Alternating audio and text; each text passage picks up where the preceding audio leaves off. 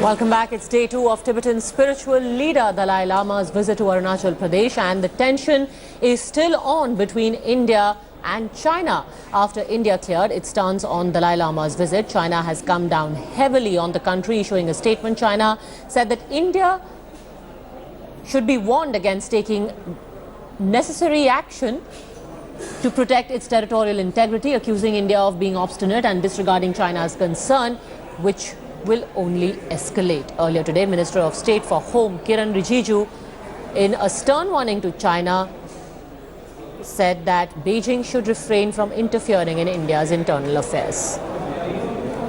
At the visit of His Holiness the 14th Dalai Lama to Arunachal Pradesh is purely religious in nature, and there should be no political angle given to that.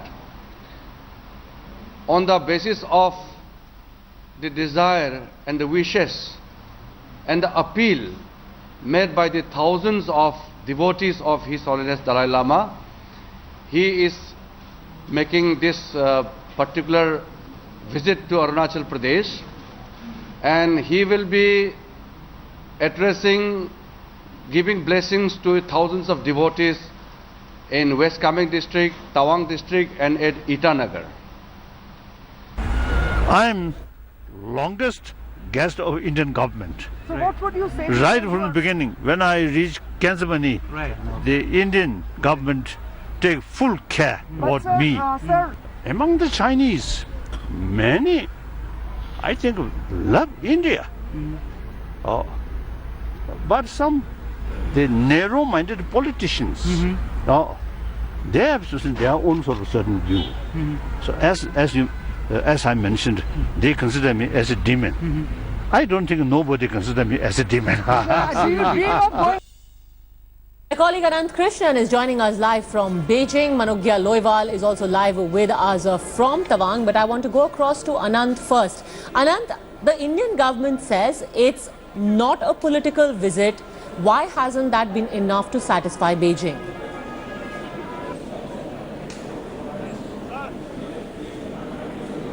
Argument saying that everyone was aware of what kind of a religious the Dalai Lama was, the suggestion being that he also indulged in politics. So China describing India's statement as empty words, a rather strong reaction. And more than that, at 1:30 p.m. IST, China called in the Indian ambassador Vijay Gokhale and lodged a firm representation and saying that the Chinese Foreign Ministry as well describing India as being obstinate. So we have to wait and see what steps China takes following these warnings today and yesterday as well. Anant, also as someone who has been observing this back and forth between India and China, especially on the issue of Arunachal for very long, does this surprise you, or is this just an effort by both countries every now and then to remind the world where they stand vis-a-vis Arunachal? Well, Papaja, the sense that this visit is slightly different from what happened in 2009, where, as you described quite accurately, there is this both sides putting out strong statements and a back and forth. But the Chinese are saying that this visit is very different, and they feel this has official sanction because at MOS home, Kiran Rijiju accompanied the Dalai Lama. In 2009, it was a very low-profile visit. So the Chinese have this perception that this visit is something quite different, and they kind of see this as part of a pattern in terms of the recent strains in relations with the NSG, China preventing the sanctioning of Masood Azhar. So it's very apparent that it's another thorny sort of aspect to the relations that we saw in 2016. So indications are 2017 as well is going to be quite a testing time for the relationship. All right, Anand, thanks very much for joining us. Let me quickly bring in Manogya as well, who in fact is at Bomdila.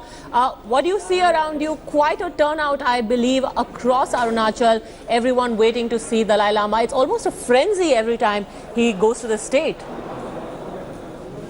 Well, absolutely. It's a new chapter added in the history of Arunachal Pradesh as well as the history of India and China. Despite stiff opposition from China, Dalai Lama visit has been a welcoming respite for the people of Arunachal Pradesh who've been waiting for him eagerly, and the response that he's been getting from the people is absolutely unbelievable and overwhelming.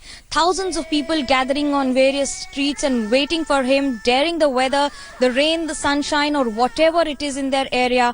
And that's the kind of feel and connect that people of Arunachal Pradesh have with Dalai Lama. So it's not just about being a religious sojourn, but also the fact that he has a connect with the people of Arunachal Pradesh, and that's the reason it's such a welcoming respite for everyone in the state. Despite the fact of stiff opposition from China, this of course would be a visit to wait and watch and see. All right, Manuga, thanks very much for joining us.